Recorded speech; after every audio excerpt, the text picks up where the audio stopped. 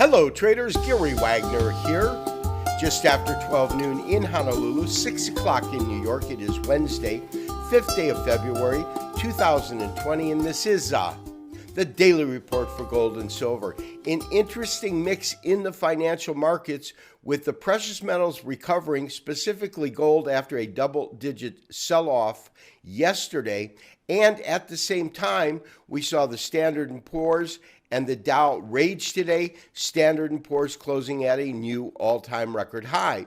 So while we have a market sentiment which continues to favor risk on asset class, that safe haven class is being supported. And I believe it's being supported by two primary factors.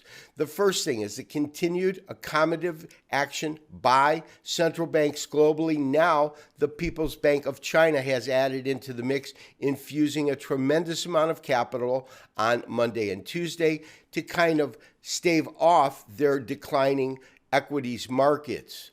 Now, that being said, I believe that gold could go a little bit higher, but I am not convinced that this correction is over, and I'll detail the explanation for that assumption when we pull up our technical studies. But first, traders, let's take a look at pricing. And the second thing that is being highly supportive of gold, of course, is the spread of the coronavirus. It is certainly not over. 25,000 plus cases have been reported worldwide. The death toll is above 400 at this point. There is no active vaccine, although many pharmaceutical companies are working on two fronts. The first front being using existing drugs to see if they help. The second one is to create a vaccine.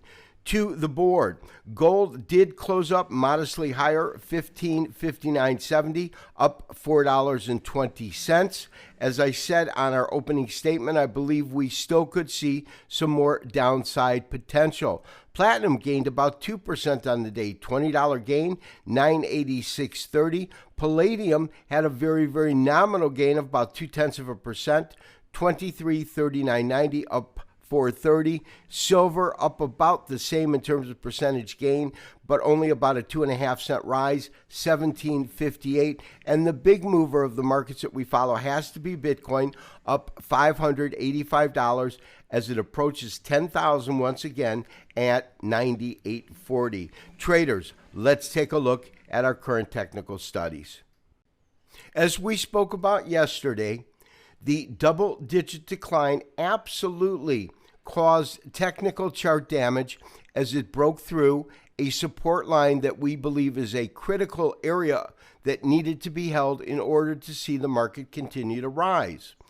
That downward move did confirm that we are looking at a correction that could most certainly unfold as a standard zigzag or ABC rather than an irregular. If you recall from an earlier session, we spoke about an irregular, and the key to that is the top of this B wave extends above the conclusion of wave 5 or the start of the A wave. So the way that we're looking at it right now is we did see an A wave here. We have completed our B wave, and we are now in our final C wave. Now, the question is, where will that C wave take us? And to plot the different potential price points we could see this correction conclude, we need to simply create a simple Fibonacci retracement. We've done just that. We start right down here at 1446. We take that all the way up to this record high. This is our fifth wave going to 1613, and when we do that, if by chance we had an extremely mild or shallow correction, which frankly I think is a lower probability than a deeper correction, we could see support come in this area at about 1549. You can see that the low comes in very, very close to that.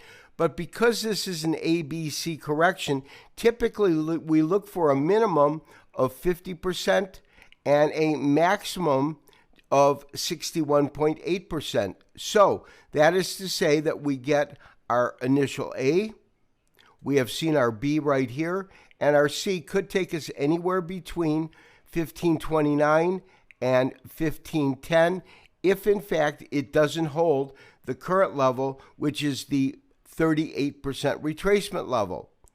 with all of that in mind, I believe that once this correction concludes, the silver lining, as I spoke about yesterday, is we enter a new cycle. And when we do, we're going to see this market move to higher prices.